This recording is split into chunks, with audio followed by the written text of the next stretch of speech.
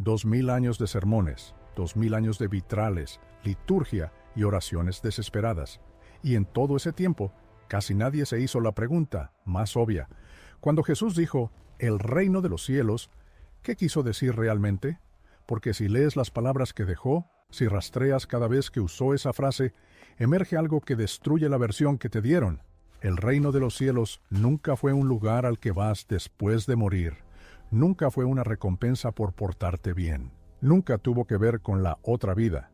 Y la prueba está en el texto, no escondida, no codificada, sino tan evidente que pasó desapercibida durante 2 milenios.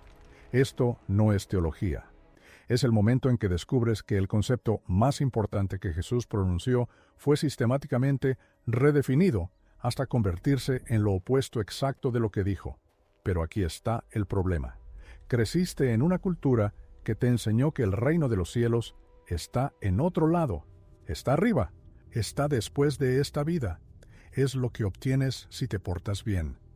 Y todo el peso de 2000 años de cristianismo institucional depende de esa interpretación, porque si el reino no es una recompensa lejana, sino es un lugar al que vas cuando mueres, entonces todo el marco de control se derrumba. La institución que te dijo que esperaras, que obedecieras, que te sometieras, porque tu recompensa llegaría después. Esa institución pierde su poder en el momento en que te das cuenta de que el reino nunca fue después. Siempre fue ahora. Jesús creó un problema para cada autoridad religiosa que vino después de él. Nunca describió el reino de los cielos como una ubicación. Nunca dijo que era un lugar. Lo describió como un estado, una semilla creciendo en la tierra, levadura trabajando en la masa, un tesoro escondido en un campo, una perla de gran precio. Cada una de sus metáforas apuntaba a algo que sucede ahora, en el presente, dentro del mundo, tal como es. No a algo que ocurre después de que el mundo termine. Piensa en eso. Ni una sola de sus metáforas señala a una vida después de la muerte. Cada una apunta a una transformación que ocurre en el momento presente. Y empeora. En el Evangelio de Lucas, los fariseos le preguntan directamente a Jesús ¿cuándo llegará el reino de Dios? Y su respuesta es devastadora, dice, el reino de Dios no viene con señales que se puedan observar, ni dirán, mírenlo aquí o allí está, porque el reino de Dios está dentro de ustedes. Y aquí comienza la guerra de traducciones, en medio de ustedes. La palabra griega es entos, significa dentro, adentro, entre, en medio de. Puede significar todas estas cosas, pero lo que no puede significar es en otro lado. Lo que no puede significar es después. Lo que no puede significar es después de morir. Jesús mira a las personas que están frente a él y les dice que lo que están esperando ya está presente, ya está operando, ya es accesible. Ahora mira lo que se hizo con esta palabra. Los padres de la iglesia primitiva sabían exactamente lo que Jesús quiso decir. Ireneo, escribiendo en el siglo II, enseñó que el reino de los cielos es una realidad espiritual presente. Orígenes, la mente más grande de la iglesia primitiva, escribió que el reino está dentro del alma de cada persona. Ellos entendieron. Leían el griego original. Estaban más cerca de la fuente que cualquiera vivo hoy. Y entonces algo sucedió. La iglesia institucional necesitaba un mensaje diferente. Necesitaba control. Y nada controla mejor a las personas que una recompensa que solo puedes recibir después de haber pasado toda tu vida obedeciendo. Así que el reino fue movido, fue empujado hacia el futuro, fue reubicado en la otra vida, se convirtió en un destino en lugar de un estado, una promesa en lugar de una presencia. Y el significado original fue enterrado tan profundo que hoy 2.000 millones de personas pronuncian la frase «Reino de los cielos» e imaginan calles de oro y puertas de perlas, cuando Jesús hablaba de algo que ocurre en el espacio entre tus oídos. Aquí es donde todo cambia. El concepto del Antiguo Testamento sobre el reino de Dios siempre fue sobre el reinado de Dios ocurriendo ahora. Cuando los salmos dicen «El Señor reina», es tiempo presente. No es «El Señor reinará algún día». No es «El Señor reina después de que mueras». Es una declaración de una realidad que es verdadera en este momento. ¿La percibas o no? Jesús no estaba inventando un concepto nuevo. Estaba restaurando uno antiguo. Estaba diciendo, la realidad de la que hablaron los profetas, la realidad que cantaron los salmos, la realidad que siempre ha sido verdad, puedes acceder a ella. No después, ahora. Y la forma de acceder a ella no es a través de la muerte, es a través de la transformación. Ahora observa lo que sucede en el Evangelio de Tomás. Este es el texto que estuvo enterrado en la arena de Egipto durante 16 siglos. Fue descubierto en 1945 en Nag Hammadi y contiene dichos de Jesús que nunca llegaron a la Biblia. En el dicho 113, sus discípulos le preguntan ¿cuándo vendrá el reino? Y Jesús da una respuesta que debería haber cambiado para siempre el cristianismo. Dice, el reino no es algo que va a llegar. No dirán, mírenlo aquí, o allí está. Pero el reino del Padre está extendido sobre la tierra y la gente no lo ve. Extendido sobre la tierra, ahora mismo, bajo tus pies, frente a tus ojos, operando en cada momento. Lo único que falta es percepción. El reino no está ausente, está invisible. Es como el agua para un pez. El pez no sabe que está en el agua porque nunca ha estado fuera de ella. Estás en el reino ahora mismo, solo que no lo ves. Y Jesús pasó todo su ministerio tratando de enseñar a la gente a ver.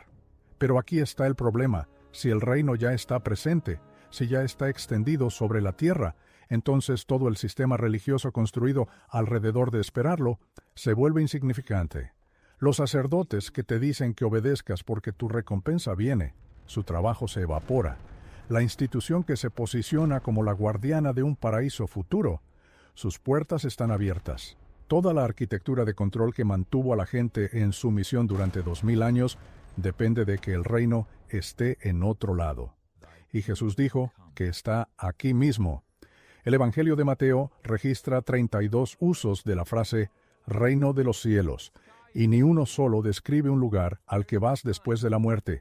Cada uno describe una realidad que irrumpe en el momento presente. El reino es como una semilla de mostaza sembrada en un campo. Eso no es lenguaje de ultratumba, es lenguaje de crecimiento orgánico. El reino es como levadura escondida en harina. Eso no es lenguaje de paraíso, es lenguaje de transformación. El reino es como un tesoro escondido en un campo. Eso no es lenguaje de recompensa, es lenguaje de descubrimiento. Jesús no describía un destino, describía un proceso. Un proceso que comienza cuando despiertas a lo que ya está aquí. Esta es la tecnología psicológica. La palabra que Jesús usó más a menudo para esta realidad es basileia. Se traduce pobremente como reino. En el mundo antiguo, basileia no significaba principalmente un lugar, significaba un reinado, un gobierno, una soberanía. Era el ejercicio del poder, no la ubicación de ese poder. Cuando Jesús dijo basileia tuteu, el reino de Dios, no decía un lugar donde Dios vive, decía la realidad de la soberanía de Dios operando aquí y ahora. Es un verbo disfrazado de sustantivo. Es una acción haciéndose pasar por un lugar. Y cada vez que leas Reino de los Cielos en tu Biblia, deberías leerlo como la realidad activa del gobierno de Dios irrumpiendo en este momento. Ahora la neurociencia. Iain McGilchrist, el psiquiatra que pasó décadas estudiando el cerebro dividido, argumenta que el hemisferio izquierdo ve el mundo como una colección de objetos discretos ubicados en el espacio y el tiempo. Categoriza, separa, coloca las cosas en una línea de tiempo. El reino como un destino futuro en la otra vida es una interpretación del hemisferio izquierdo. Es ordenado, es manejable, encaja en una línea de tiempo. Pero el hemisferio derecho, argumenta McGilchrist, experimenta el mundo como un todo unificado, presente e interconectado. No ve objetos, ve presencia. No traza una línea de tiempo, experimenta el ahora. Lo que Jesús describió como el reino de los cielos es exactamente lo que el hemisferio derecho experimenta cuando deja de ser dominado por el izquierdo. La sensación de que la realidad no es una secuencia de objetos que esperan ser alcanzados, sino una presencia que espera ser percibida. Y esto es lo que significa para ti ahora mismo. El reino de los cielos no es algo que esperas, es algo que percibes. No es algo que ganas después de morir. Es algo a lo que despiertas en vida. Y la razón por la que no lo ves no es porque esté escondido, es porque te han entrenado para mirar en la dirección equivocada. te han entrenado para creer que lo más importante es lo que viene después. El próximo logro, la próxima compra, la próxima relación, la próxima vida. Y esa orientación constante hacia adelante mantiene el reino invisible. Porque el reino no llega en el futuro, está presente ahora. Y no puedes percibir el presente mientras vives en el futuro. Por eso Jesús respondía casi todas las preguntas con otra pregunta. No estaba siendo evasivo. Usaba una técnica socrática documentada que obliga al que pregunta a dejar de buscar respuestas afuera y comenzar a mirar hacia adentro. Cuando los fariseos le preguntaron cuándo vendría el reino, no les dio una fecha, les dio un espejo. El reino está dentro de ustedes. Los obligó a girar su atención del horizonte a su propio pecho.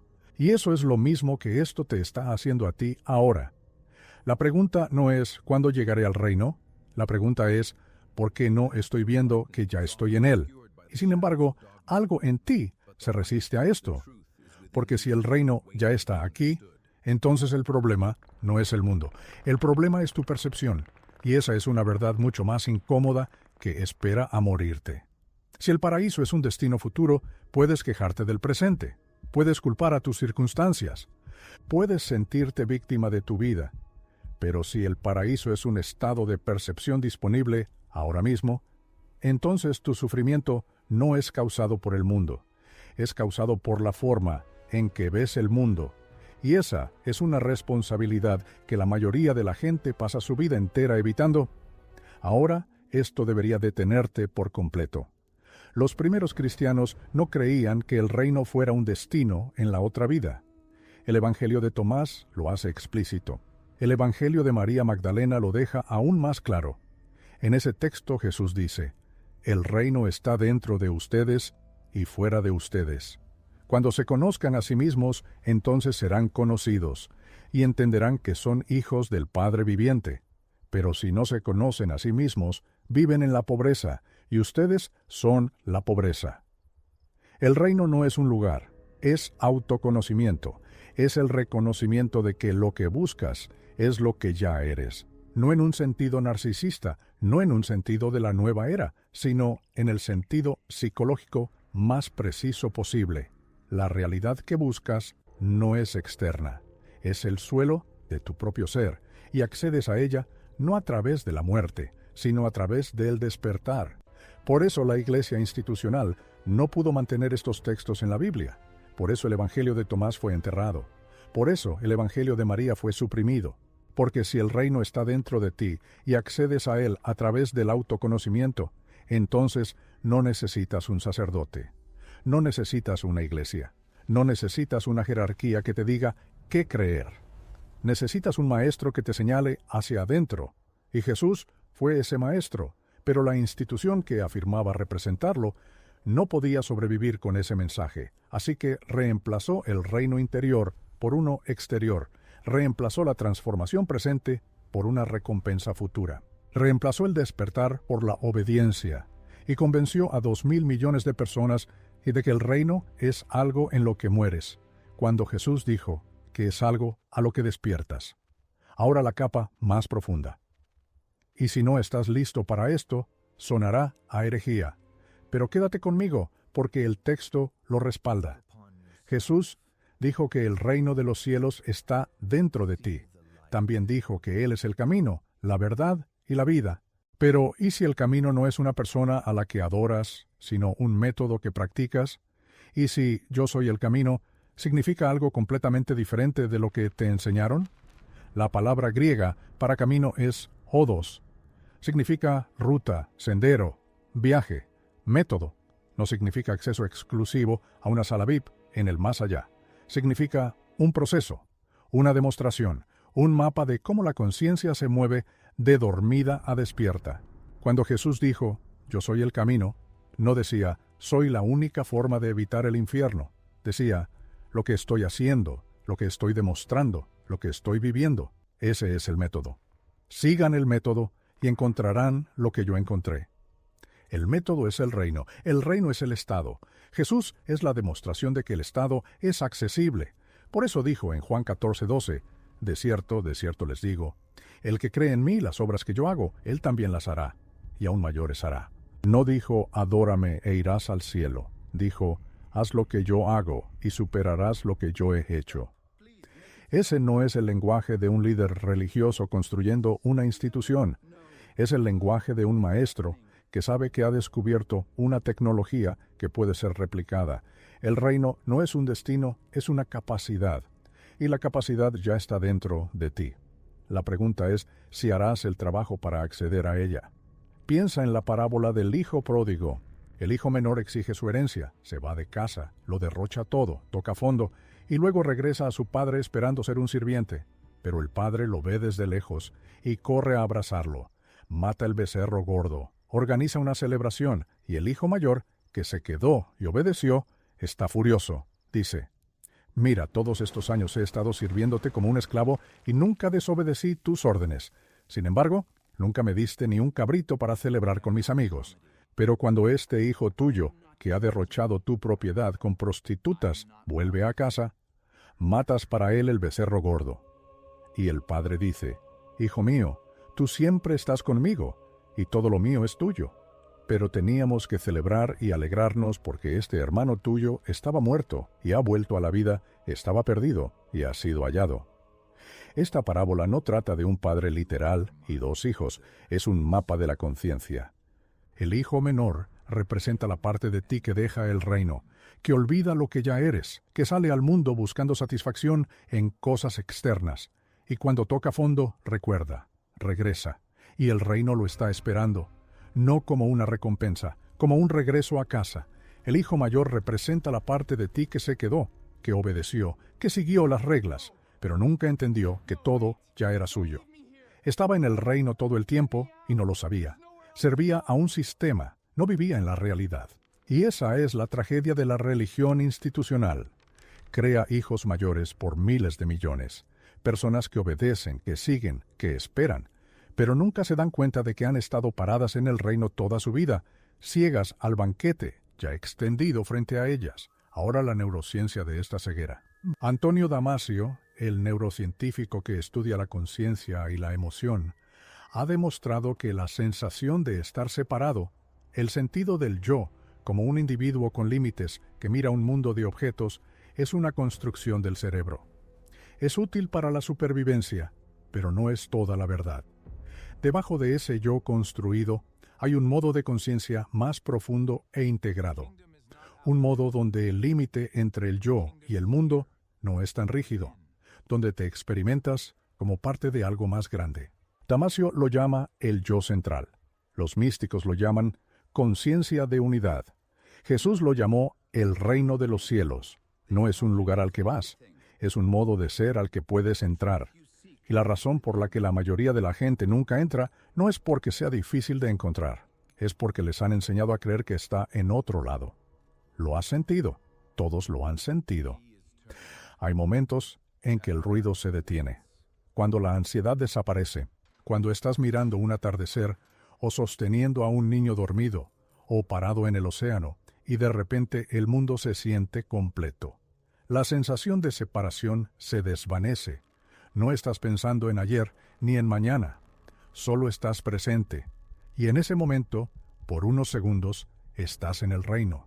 Pero luego la mente se reafirma, te jala de vuelta al futuro, te recuerda tus problemas, tu lista de pendientes, tus miedos, y el reino desaparece porque dejaste de percibirlo. Jesús lo sabía. Por eso dijo, el reino de los cielos es como un tesoro escondido en un campo. Cuando un hombre lo encontró, lo escondió de nuevo, y luego, en su alegría, fue y vendió todo lo que tenía y compró ese campo. El reino está escondido a plena vista. Está enterrado en el campo de la vida ordinaria, no está en un templo, no está en un libro sagrado, no está en un ritual. Está en el campo por el que caminas cada día, pero está escondido. Y tienes que desearlo lo suficiente como para vender todo lo demás, para poseerlo.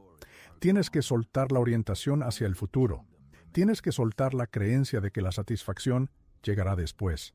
Tienes que soltar la identidad construida sobre esperar, sobre tener esperanza, sobre aplazar. Eso es vender todo lo que tienes. Ese es el precio del campo. Y aquí es donde el espejo personal se vuelve afilado. ¿Te has dicho alguna vez que tu vida real comenzará cuando algo suceda. Cuando consigas el ascenso, cuando conozcas a la persona adecuada, cuando te mudes a la ciudad correcta, cuando te jubiles, cuando mueras y vayas al cielo. Eso es el síndrome del hijo mayor. Estás parado en el reino ahora mismo, todo tuyo ya, y estás esperando algo que nunca faltó. El reino no puede ganarse porque nunca estuvo ausente. No puede entrarse después porque solo es ahora. Lo único que te impide verlo es la creencia de que aún no está aquí. Esa creencia es el fundamento de todo el proyecto institucional. La institución necesita que creas que el reino es después.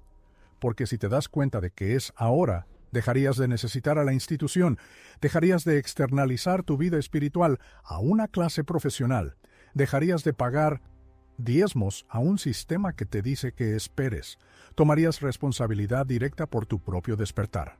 Y esa es la cosa más peligrosa que una persona puede hacerle a un sistema que prospera en la dependencia. Ahora mira lo que sucede en el Evangelio de Felipe. Este texto también fue encontrado en Nag Hammadi y contiene un dicho que debería hacerte repensar todo. Dice, los que dicen que primero morirán y luego resucitarán están en el error. Si no reciben la resurrección mientras viven, cuando mueran no recibirán nada. Piensa en eso. Si no experimentas el reino mientras estás vivo, no lo experimentarás después de morir. No porque Dios te castigue, sino porque el reino no es un lugar, es un estado de percepción. Y si no te has entrenado para percibirlo mientras tienes un cerebro, un cuerpo y un sistema nervioso, la muerte no te dará de repente esa capacidad. La resurrección no es un evento que te sucede después de morir. Es una transformación que experimentas mientras estás vivo. Es el cambio de dormir a despertar, de esperar a percibir, de futuro a ahora. De esto hablaba Pablo cuando dijo, transformaos mediante la renovación de vuestra mente. La palabra que usó es metamorfo, significa transformación estructural completa, como una oruga que se convierte en mariposa. Pablo no hablaba de un programa de mejora moral, hablaba de una metamorfosis neurológica y psicológica. Hablaba de la destrucción del viejo marco perceptual y la emergencia de uno nuevo. Y el objetivo de esa metamorfosis es exactamente lo que Jesús llamó el reino de los cielos. Un modo de ser donde ya no ves la realidad a través del lente del miedo, la separación y la escasez. Donde la ves a través del lente de la presencia, la unidad y la suficiencia. Ahora la verdad incómoda. La mayoría de la gente no quiere esto. No quiere el reino ahora porque el reino ahora requiere responsabilidad. Si el reino es después, puedes ser víctima de tus circunstancias y culpar al mundo por tu sufrimiento. Pero si el reino es ahora, si el reino es un estado de percepción disponible en este momento, entonces tu sufrimiento es una elección. No una elección en el sentido ingenuo de ser feliz nomás, sino una elección en el sentido de que puedes hacer el trabajo para transformar cómo ves. Y ese trabajo es más difícil que esperar. Es más difícil que tener esperanza. Es más difícil que culpar. Por eso la institución es más popular que el maestro. La institución te deja dormido y te hace sentir justo. El maestro exige que despiertes y tomes responsabilidad. Y sin embargo, Jesús no se detuvo con los individuos, forzó la confrontación en la plaza pública, porque si el reino es ahora, entonces los sistemas que oprimen a la gente no son solo injustos, son mentiras. Están construidos sobre la ilusión de que algo falta y debe adquirirse a través de la competencia, la jerarquía y la dominación. Pero si el reino ya está presente, si todo ya está dado, entonces toda la estructura de la civilización basada en la escasez es una alucinación. Y Jesús no solo enseñó esto, lo vivió. Sanó en sábado no para ser provocativo, sino para demostrar que ningún sistema tiene autoridad sobre el reino. Comió con pecadores no para ser escandaloso, sino para demostrar que ninguna exclusión es válida en el reino. Tocó leprosos no para ser valiente, sino para demostrar que ninguna impureza puede contaminar el reino. Cada acción controversial que tomó fue una demostración de la prioridad del reino sobre todo sistema humano, y cada una de esas acciones fue una invitación para que hagas lo mismo. El reino de los cielos no es una promesa futura, es una realidad presente de la que te han entrenado para ignorar.